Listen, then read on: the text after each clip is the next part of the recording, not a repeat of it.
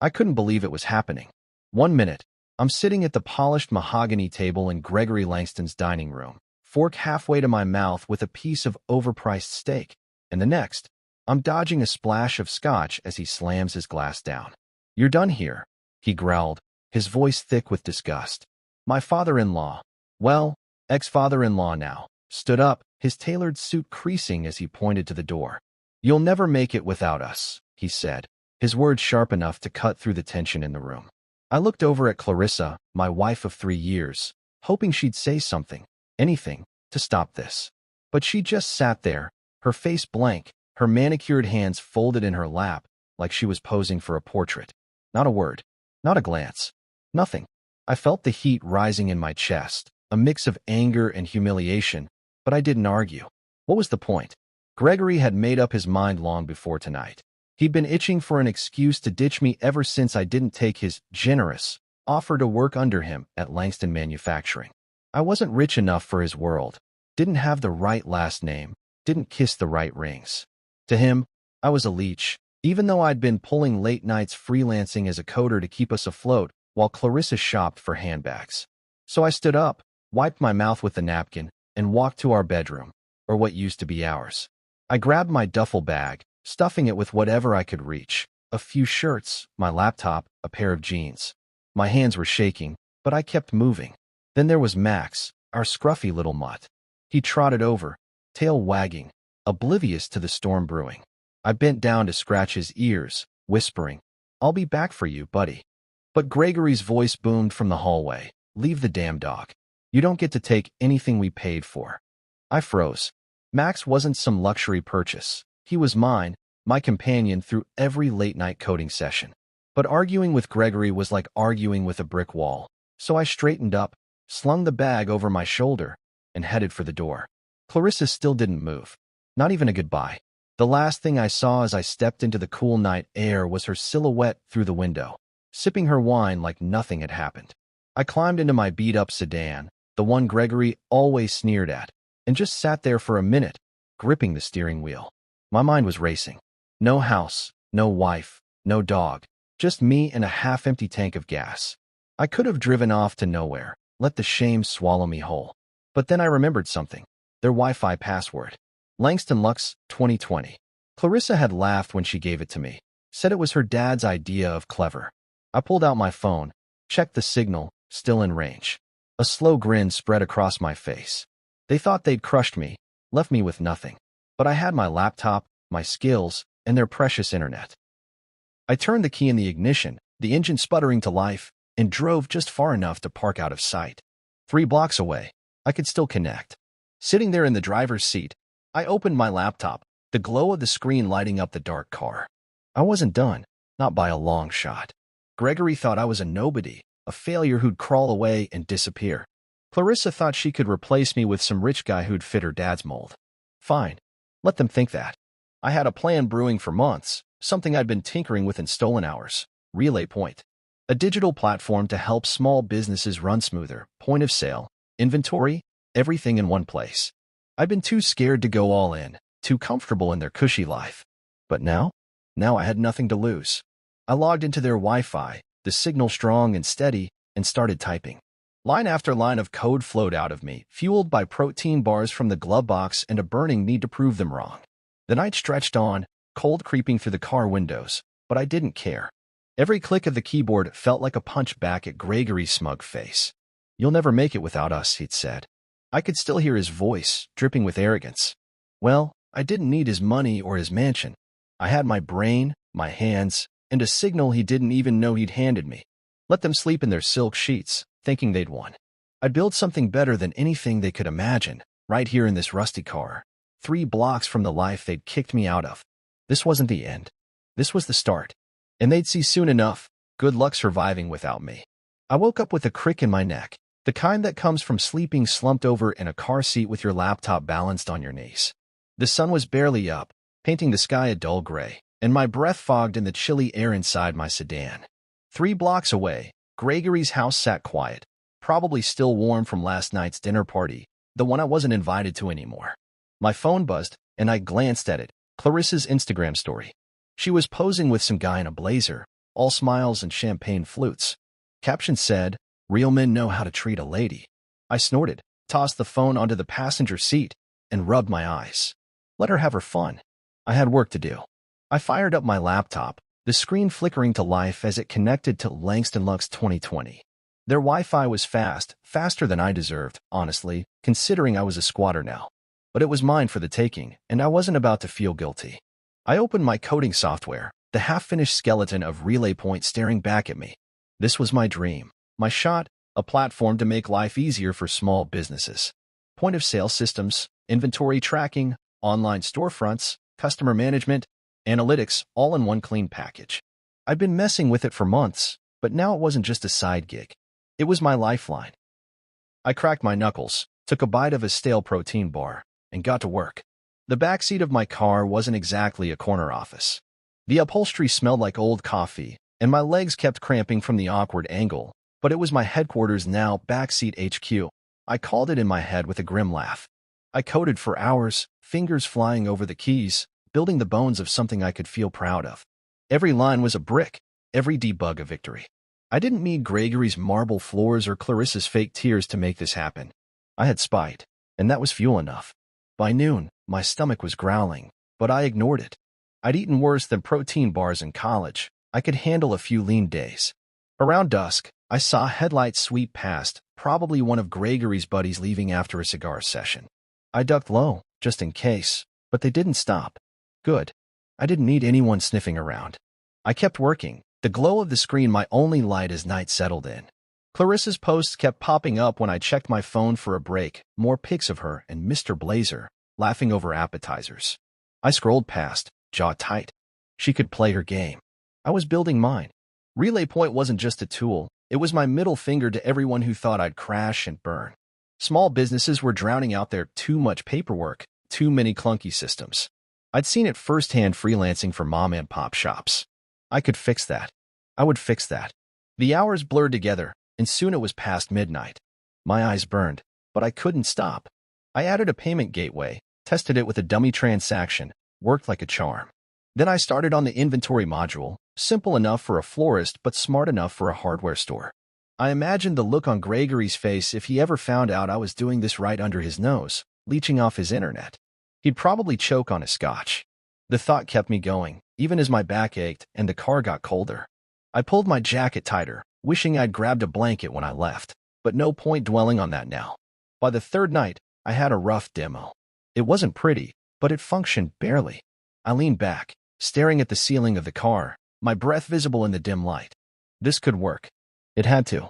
I wasn't some trust fund kid like Clarissa's new guy. I was a grinder, always had been. My dad taught me that fix what's broken, build what's needed. He'd been a mechanic, hands always dirty, and I'd inherited that itch to tinker, just with code instead of engines. I closed the laptop, too tired to keep going, and let my mind wander. What if I actually pulled this off? What if Relay Point took off, and I didn't need their handouts or their pity? The idea felt wild, impossible, but it stuck.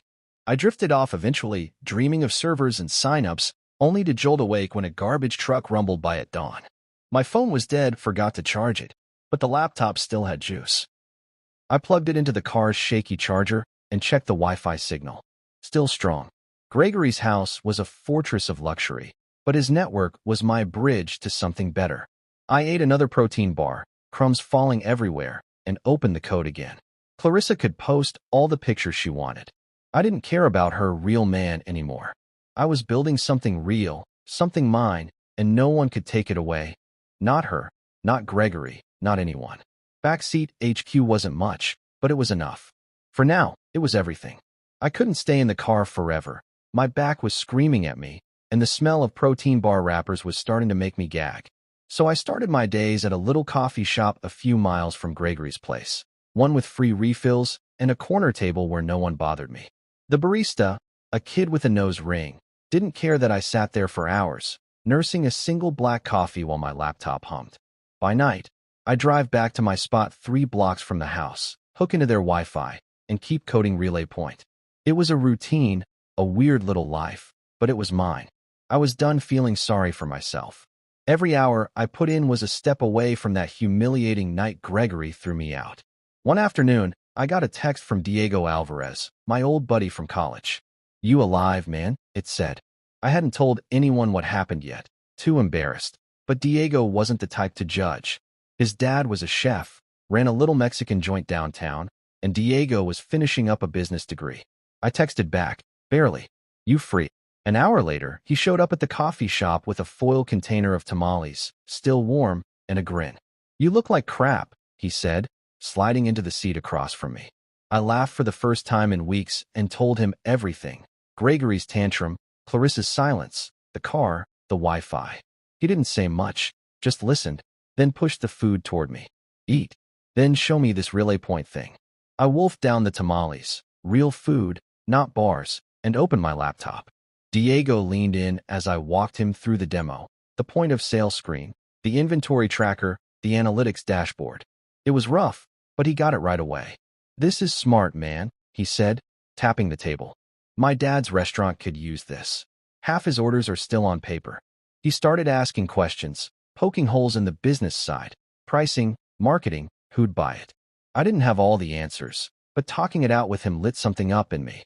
By the time he left, he'd promised to bring me more food and help me figure out how to sell this thing. I wasn't alone anymore. The next week, I took a leap. I printed some flyers, cheap ones, black and white, from the library, and hit up a few local spots. A bakery, a hardware store, a flower shop. I pitched Relay Point like my life depended on it, because it kind of did. Most said no, but the bakery owner, a woman named Marla with flour on her apron, stopped me mid-sentence. "You're saying this can track my bread orders and tell me what's selling?" I nodded, showed her the demo on my cracked phone screen. She teared up, right there behind the counter. "I've been losing money and didn't even know why," she said. She signed up as my first beta tester, free for a month. I walked out feeling 10 feet tall. By the end of the second month, I had 4 paying clients. Marla spread the word after Relay Point saved her a whole weekend of paperwork. A mechanic signed up next, then a boutique, then a coffee roaster. It wasn't much, $200 a month total, but it was real money, my money. I started looking for a place to live, something cheap. Found a shoebox apartment above a laundromat, off lease so no one could trace me. The walls were thin, the sink leaked, but it had a desk and a bed, and that was more than the car ever gave me. I moved in with my duffel bag and laptop, no furniture yet, just a sleeping bag on the floor. It felt like a palace. Nights were still for coding. I'd sit at that wobbly desk, connected to a borrowed Wi-Fi signal from the laundromat downstairs. Didn't need Gregory's anymore, and tweak Relay Point. I added features based on what Marla and the others told me. A way to see daily sales trends, a button to reorder stock. Simple stuff, but it mattered to them. During the day, I'd meet Diego at his dad's restaurant, eating leftovers while we hashed out plans. He brought me a stack of business books from school, dog-eared pages about customer retention and pricing models. "You're not just selling software," he said one night over enchiladas. "You're selling time. Freedom. Make them see that." I nodded, scribbling notes on a napkin. The car days felt farther away now, but I still parked near Gregory's sometimes, just to check the signal out of habit. One night, I saw Clarissa through the window, laughing with that blazer guy. It stung, but not like before. I had my own thing going, small, scrappy, but growing. My clients were happy, Diego was in my corner, and I wasn't starving anymore. I drove back to my apartment, the city lights blurring past, and thought about what this could become. Relay Point wasn't just a lifeline now, it was a spark, a liftoff. Gregory said I'd never make it without them. But here I was, climbing out of the hole they'd dug for me. One line of code, one tamale, one client at a time. Let them laugh. I'd show them soon enough. I stood under the lukewarm trickle of the gym shower, the one I'd been using since I moved into the shoebox apartment. It was a 24-hour place, $5 a month for a membership I barely used except for this, cleaning up in a tiled stall that smelled like bleach and sweat.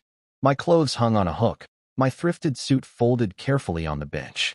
I'd found it at a secondhand shop for $20, ironed it with a borrowed iron from the laundromat downstairs, and it was all I had for today's big meeting.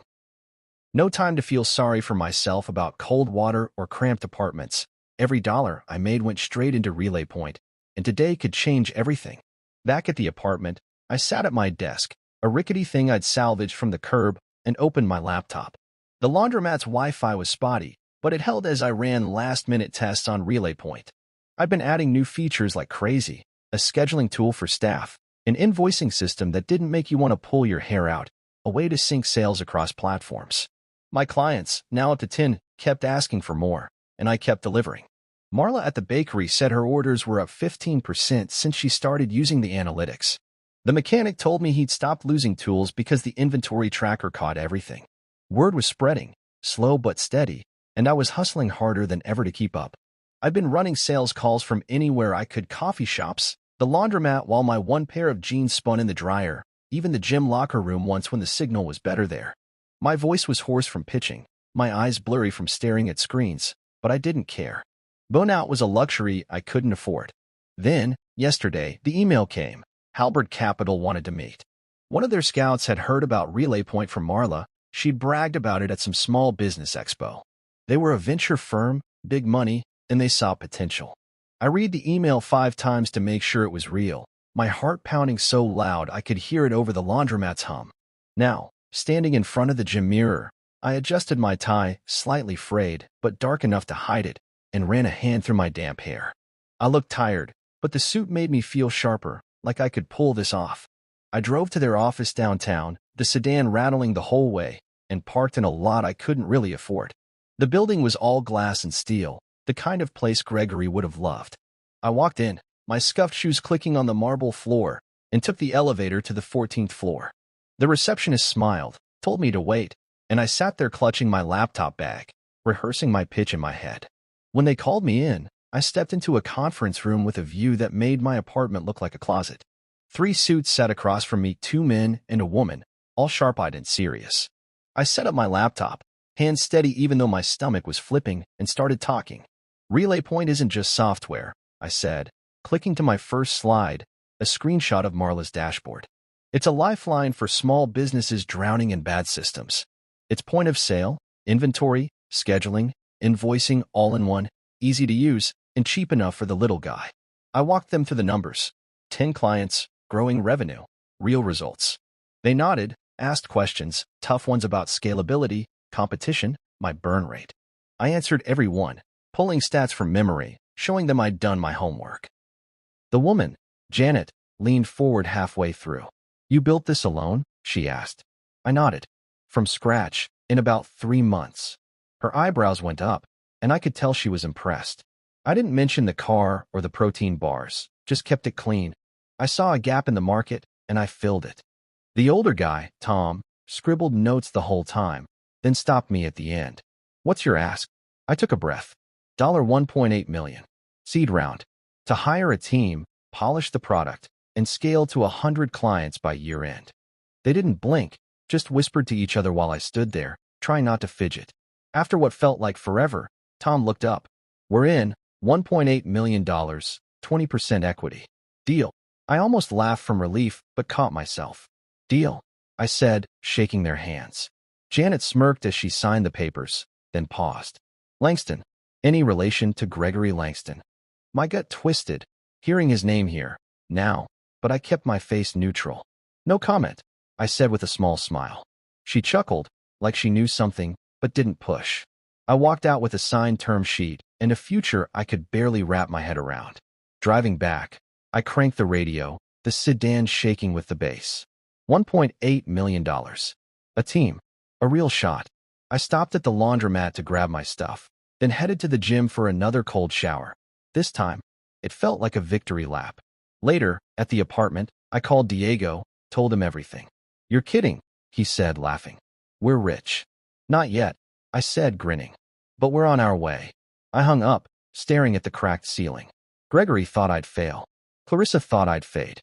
But here I was, turning cold showers into hot leads, building something they couldn't ignore. This wasn't just survival anymore. It was a takeover, and I was just getting started. I stood in the middle of our new office, if you could call it that, watching Diego drag a folding table through the door. It was a co-working space on the edge of town, cheap and gritty, with exposed pipes and flickering lights. No fancy lobby, no espresso machine, just a room with Wi-Fi and enough outlets to keep us going. The $1.8 million from Halberd Capital was in the bank, but I wasn't about to blow it on leather chairs. Every cent had a job. Hire a team, build the product, win clients. Diego dropped the table with a thud, wiped his brow, and grinned. Welcome to the empire, boss. I laughed, shaking my head. Let's not get ahead of ourselves. We'd moved fast after the deal.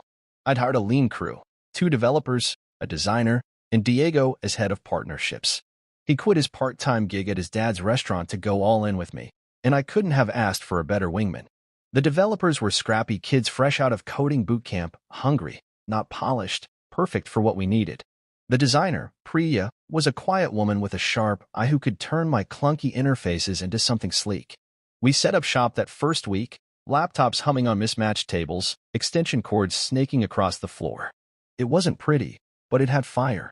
I could feel it every time we huddled around a screen, brainstorming fixes or new features. I was on sales calls from dawn to midnight, pitching RelayPoint to anyone who'd listen. Small businesses across the state, diners, repair shops, pet stores, heard my voice through crackly phone lines. You're losing money on bad systems, I'd say, pacing the office with my headset on. We can fix that. One platform, all your problems, 30% profit boost in 3 months. I've got the numbers to prove it. Most hung up, but enough said yes to keep us growing. The clients didn't care that our ceiling tiles were stained or that I sometimes smelled like gym soap. They cared that their sales were climbing, their headaches shrinking. By week 4, we had 22 clients, then 30, then 45. The numbers ticked up like a heartbeat, steady and strong. Diego worked the partnership angle, hitting up local business groups, shaking hands at trade shows. He'd come back with leads scribbled on napkins, his tie crooked from a long day. Got a florist in Riverside, he'd say, tossing me a coffee.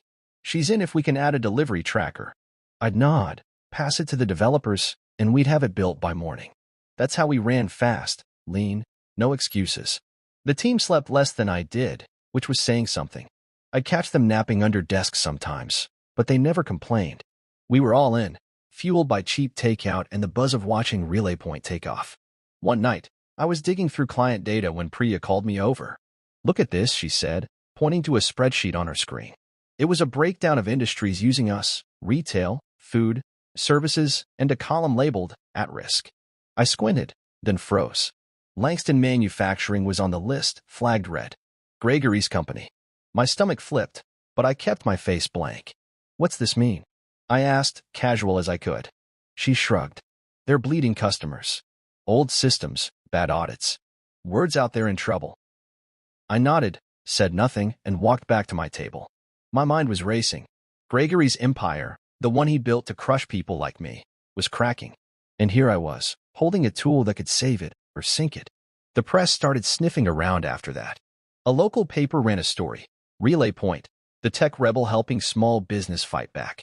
Diego shoved it in my face one morning, grinning. You're famous, man. I skimmed it. Gritty startup, bootstrapped founder, real results. They didn't know the half of it.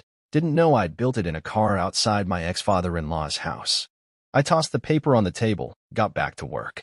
Fame was nice, but clients paid the bills. Still, I couldn't shake that red flag on Langston Manufacturing. It stuck in my head, a quiet hum under the chaos of scaling RelayPoint. I kept pushing, running on fumes and firewalls. The developers patched bugs while I onboarded new users, showing them how to set up their accounts, walking them through every click. One guy, a barber, called me at 2 a.m. because he couldn't figure out the invoicing. I stayed on the line an hour, half asleep, until he got it. You're a lifesaver, he said before hanging up. I smiled, rubbed my eyes, and kept going. That's what this was, saving people, one shop at a time. Not for glory, not for Gregory, but because I could. Because I'd been down, and I knew what it took to get back up. By month's end, we hit 60 clients. The office smelled like pizza and solder from a busted charger, but we were alive, buzzing. Diego clapped me on the shoulder as we locked up late one night. We're doing it, man. Really doing it. I nodded, too tired to talk, but he was right. RelayPoint wasn't just a dream anymore. It was a machine, and I was the one steering it. Gregory's name on that list flickered in my mind again as I drove home, the city dark and quiet. I didn't know what I'd do about it yet, but I knew one thing.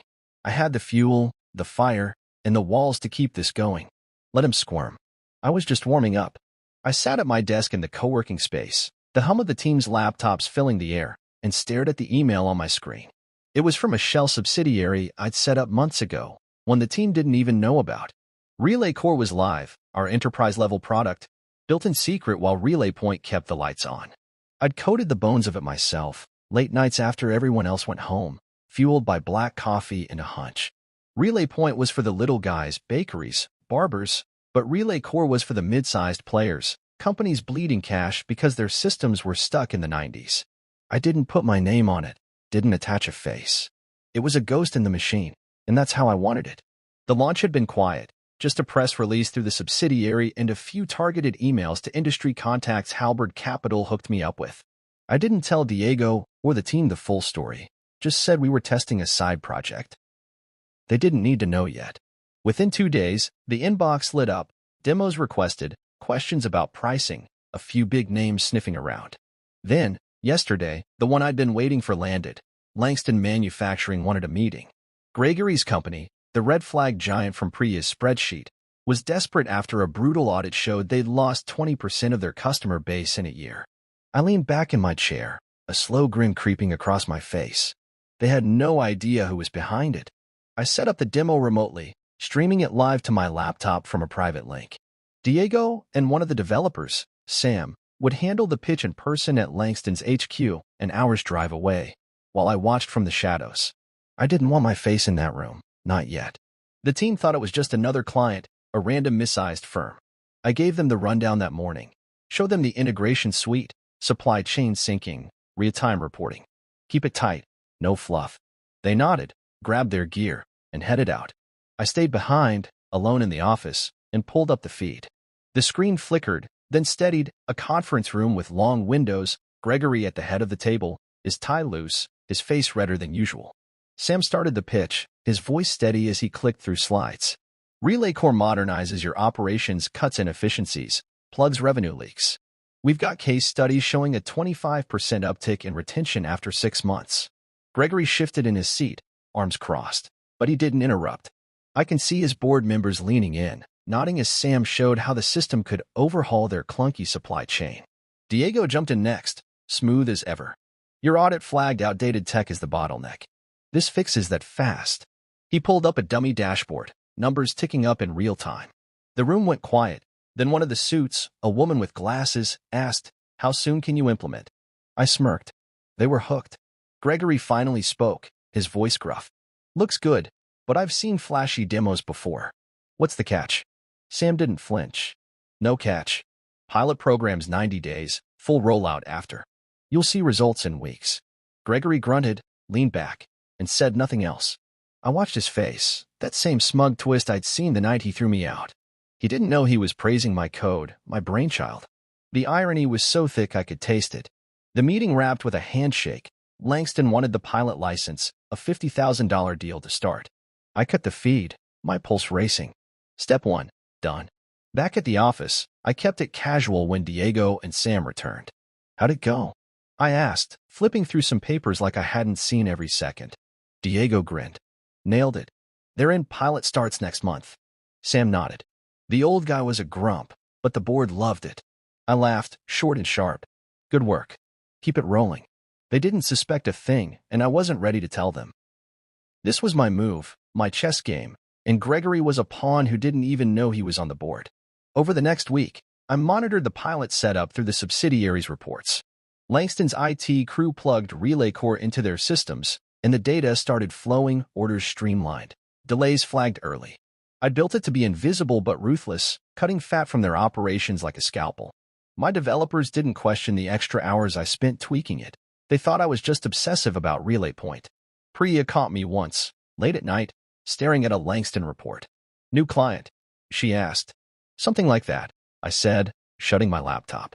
She didn't push, just went back to her sketches. I didn't sleep much that week, too wired. Gregory's company was in my hands, and he didn't have a clue. The board's emails, forwarded through the subsidiary, were glowing. Efficiency up 10% already. This could turn us around. I pictured him in his corner office, barking orders, thinking he'd found some random startup to save his legacy. Every ping from the system felt like a quiet jab, a reminder of that scotch-soaked night he'd called me a failure. I wasn't gloating, not yet. This was just the setup. The real play was coming, and I'd make sure it hit him where it hurt most. By week's end, Langston signed for a bigger license, $200,000 upfront. I sat alone in the office after everyone left, the city dark outside, and let it sink in. My silent takeover was rolling, smooth and steady, and Gregory was none the wiser. I'd built this from nothing, from his Wi-Fi and my spite, and now it was inside his walls. Let him think he was in control. I'd show him soon enough who was really calling the shots. I leaned against the wall of our co-working space, watching the team pack up for the night. The air smelled like burnt coffee and printer ink, but there was a buzz in it. Relay Corps' pilot at Langston Manufacturing was crushing it, and the numbers didn't lie. I'd been tracking the data through the subsidiary's private server. Their production delays were down 15%, customer complaints cut in half. Gregory's board was eating it up, and I was eating it up too, just not the way they thought. My laptop sat open on the table, glowing with an email I'd been waiting for. 3 board members wanted a private call.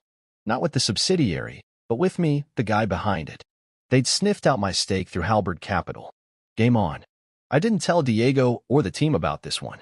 They were busy scaling Relay Point, onboarding new clients every day, and I didn't want to pull them into the mess yet.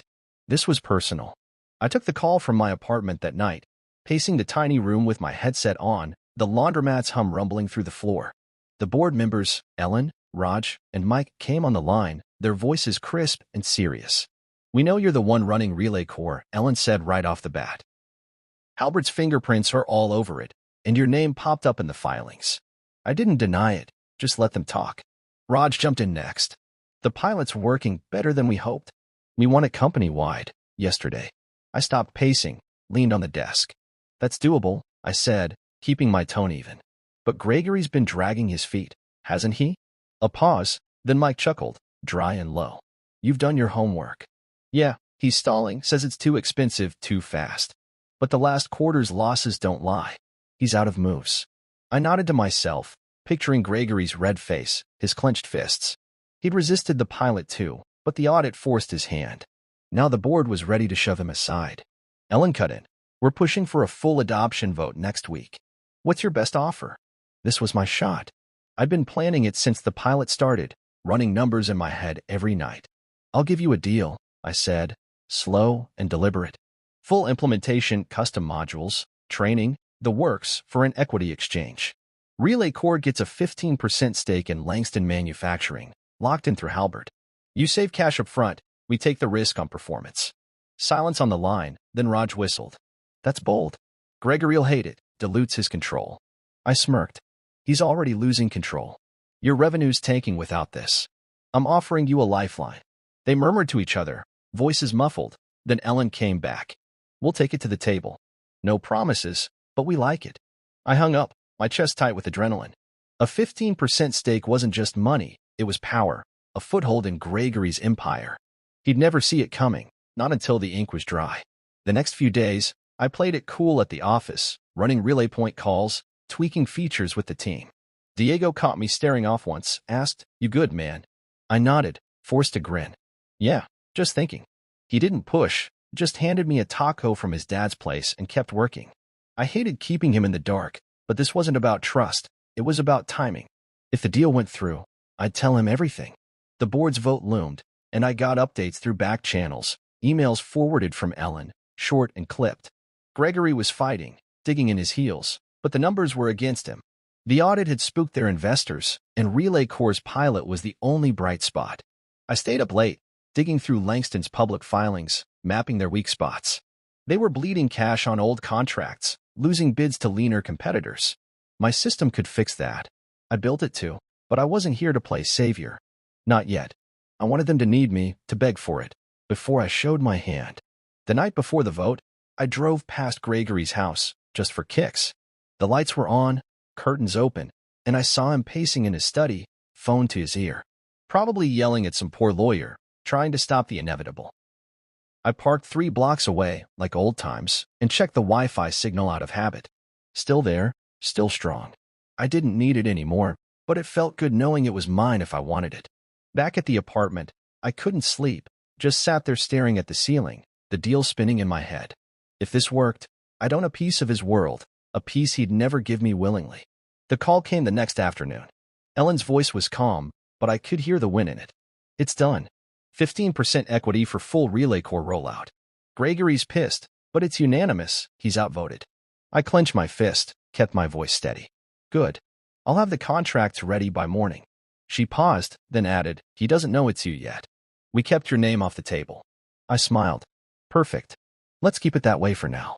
We hung up, and I stood there, alone in my tiny room, the weight of it hitting me. I just bought a chunk of Langston Manufacturing, and Gregory didn't have a clue whose hand was on the lever. The backroom deal was sealed, and he was out of time. Next move was mine, and I was ready to make it loud. I stood in the parking lot of Langston Manufacturing's headquarters, my breath fogging in the crisp morning air, staring up at the brick and glass building that had loomed over my life for years. Today was the day, the final board vote to seal the merger, to make Relay Point the backbone of Gregory's crumbling empire. I'd spent the night prepping, tweaking my slides, pacing my apartment until the floor creaked. My thrifted suit was ironed, my shoes polished with a rag from the laundromat. I didn't look like a millionaire, but I felt like one. $1.8 million from Halberd and a 15% stake in this place said I was. I clutched my laptop bag, took a deep breath, and walked inside. The receptionist handed me a security badge, my name printed on it, official and sharp. I clipped it to my jacket, the weight of it grounding me as I rode the elevator to the top floor. The boardroom doors swung open, and there they were, Ellen, Raj, Mike, and the rest, suits crisp, coffee cups steaming. Gregory sat at the head of the table, his face a storm cloud, arms crossed tight. He didn't look up as I walked in, didn't know yet who just stepped into his kingdom. I set my laptop on the table, plugged it into the projector, and turned to face them. Morning, I said, voice steady. That's when Gregory's head snapped up. His eyes locked on mine, and his jaw went slack. You? He whispered, like he'd seen a ghost. I didn't answer, just clicked to my first slide, from the back seat to the boardroom. The room went dead quiet, every eye on me. 3 months ago, I was thrown out of your house, I said, nodding at Gregory. His face turned purple, but I kept going. You said I'd never make it without you. So I built something, Relay Point, right outside your window, on your Wi-Fi. A platform for small businesses, bootstrapped from my car. It worked. Grew. Got funding. And then I built Relay Core, the system saving your company right now. I clicked again, showing Langston stats, revenue dips flattening, efficiency spiking. You needed help. I gave it. Not out of kindness, but because I could. Ellen smirked. Raj leaned forward. Gregory looked like he might lunge across the table, but he stayed put, fist clenched. I kept talking, walking them through it all, coding in the back seat, the protein bars, the $1.8 million seed round. You gave me the Wi-Fi, I said, locking eyes with him. I gave you a second chance. I flipped to the merger proposal, Relay Point absorbing Langston Manufacturing, my team running the tech, their legacy modernized under my umbrella. This isn't a takeover, I lied, smooth as silk. It's a partnership. Your board gets equity in Relay Point. Your company gets a future. Vote yes, and we start today. The room erupted, questions, arguments, Gregory's voice cutting through like a chainsaw. This is insane. You can't trust him. He's a nobody. Ellen shut him down fast. He's the one who turned our numbers around. Greg. You saw the pilot data. Raj nodded. We're out of options. This works. Gregory slammed his hand on the table, but the tide was against him. I stood there, calm, watching it unfold. The vote came quick, hands up, one by one. Unanimous. Even Gregory's old buddy Mike raised his, avoiding his glare. It was done. Langston Manufacturing was a Relay Point company, and I was the one holding the reins. I didn't gloat, not out loud. I shook hands, signed papers, kept it professional while Gregory stewed in his chair. As the room cleared, he grabbed my arm, his grip tight. You think you've won? He hissed. I pulled free, looked him dead in the eye. I didn't win. You lost. Years ago, when you decided I wasn't enough. I walked out, leaving him there, the echo of my words hanging in the air. Outside, I called Diego from the parking lot, told him the short version. You're kidding, he said, laughing. You own them now? Part of them, I corrected. Enough to matter. The drive back was quiet, the sedan rumbling along as the adrenaline faded. I'd planned this moment for months, the reveal, the look on Gregory's face, but it didn't feel like It wasn't joy, exactly, or even revenge. It was relief, maybe, mixed with something heavier. I built this from nothing, from his scorn and Clarissa's silence, and now it was real. My phone buzzed, text from the team, Priya asking about a new feature, Sam with a bug report. Life didn't stop for my little victory lap. I pulled into the co-working space, the folding tables and extension cords waiting, and got back to work. Later that night, alone in my apartment, I cracked a beer, one of the cheap ones Diego always teased me about, and stared out the window.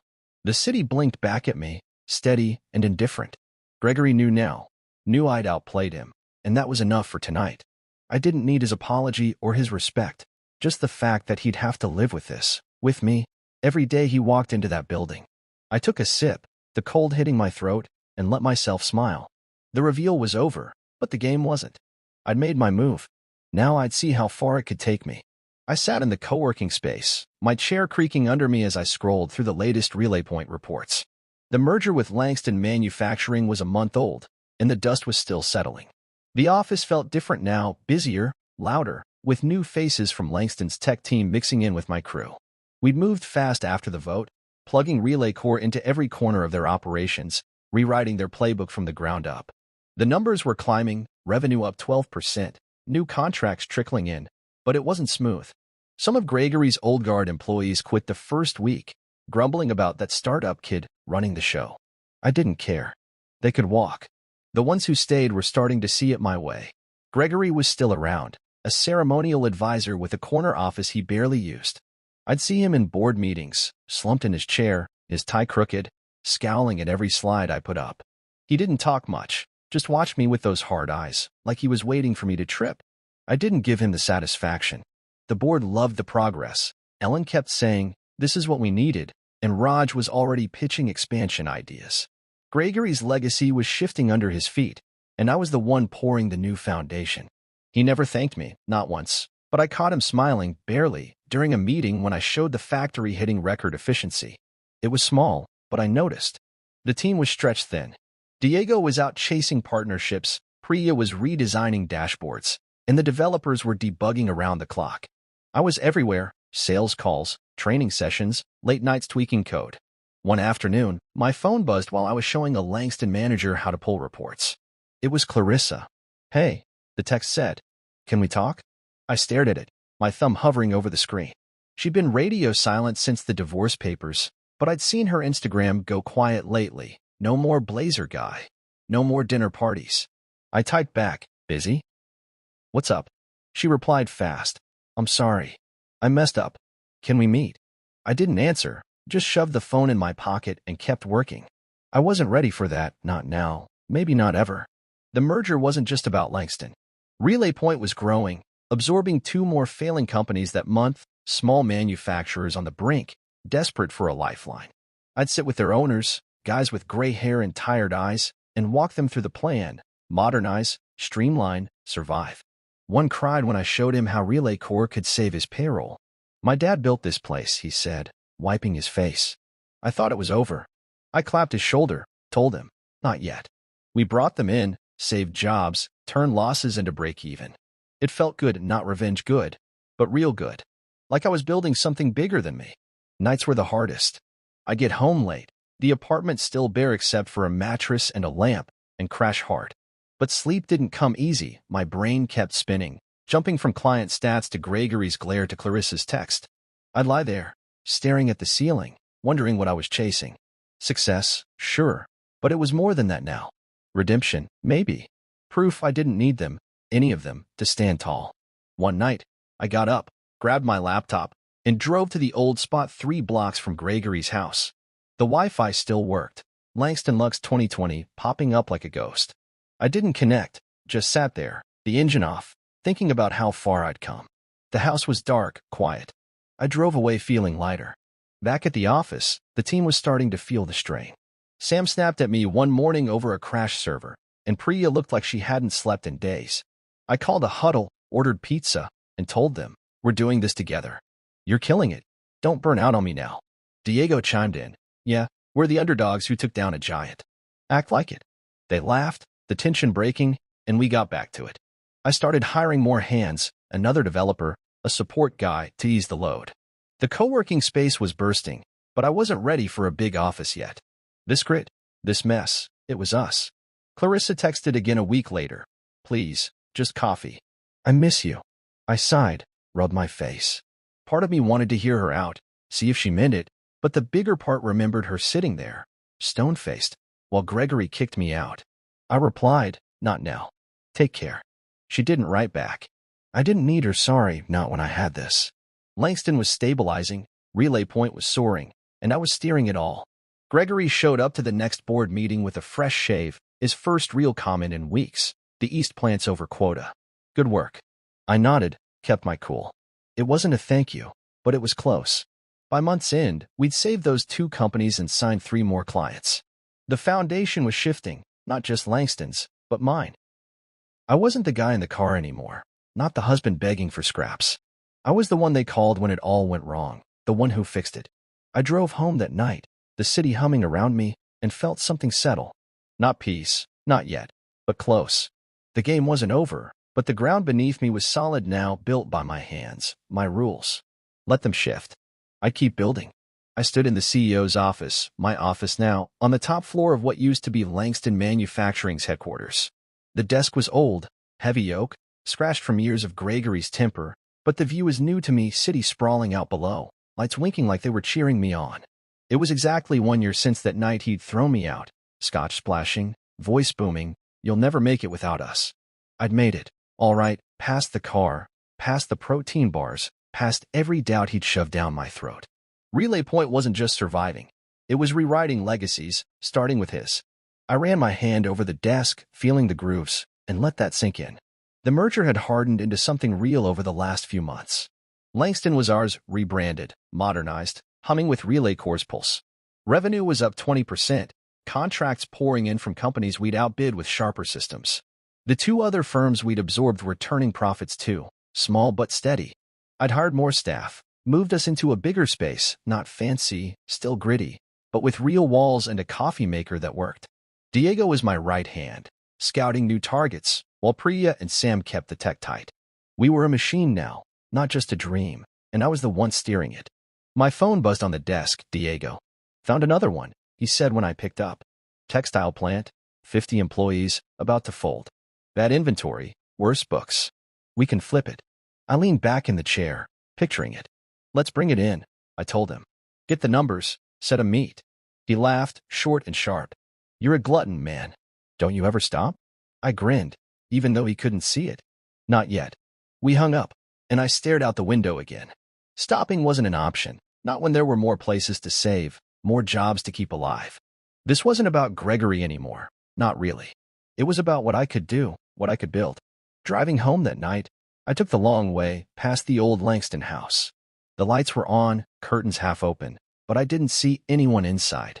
Out of habit, I pulled over 3 blocks away, the spot where I'd parked a year ago, coding in the dark. I checked my phone, Wi-Fi signal still there, Langston Lux 2020, strong as ever. I laughed to myself, a quiet huff, and ran a speed test just for kicks. Fast. Reliable. Just like what we'd built. I didn't connect, didn't need to, but knowing it was there felt like a nod from the past. I started the car again, the sedan rattling less now that I'd fixed it up, and headed to my apartment. The place wasn't a shoebox anymore. I'd upgraded to a 1-bedroom with a real couch and a fridge that didn't leak. It was still simple, no frills, but it was mine. I cracked a beer, sat on the couch, and flipped through the day's emails. One from Ellen caught my eye. New board proposal, expand Relay Point into logistics. Thoughts? I typed back, green light. Let's talk tomorrow. Logistics made sense. More reach, more impact. I'd pitch it to Diego, get his take. The team was ready for bigger plays. I could feel it in the way they moved, the way they talked. Gregory was still a shadow in the background. He'd settled into his advisor role, showing up less, barking less. Last week, he'd stopped me in the hall after a meeting, his voice low. "The West plant's ahead of schedule. Your system's tight." I nodded, kept it short. "Good to hear." He lingered, like he wanted to say more, then walked off. No apology, no handshake, but I didn't need them. His empire was mine now, not to burn down, but to rebuild. I'd saved it, turned it into something he couldn't have dreamed, and that was enough. Let him stew in it. Clarissa had gone quiet too. Her last text, "Take care," hung unanswered, and I didn't expect more. I'd seen her car outside a coffee shop once, months back, but didn't stop. She was a chapter I'd closed, one I didn't need to reread. My life was here, and the hum of Relay Point, and the calls from Diego about the next big thing. I wasn't lonely, too busy for that. But sometimes, late at night, I'd wonder what she'd say if she saw me now. Probably nothing I'd want to hear. I finished the beer, set the bottle on the table, and pulled out my laptop. The textile plant's profile was already in my inbox, Diego's notes, rough but clear. I started digging, mapping how Relay Core could fix their mess, how we could bring them back.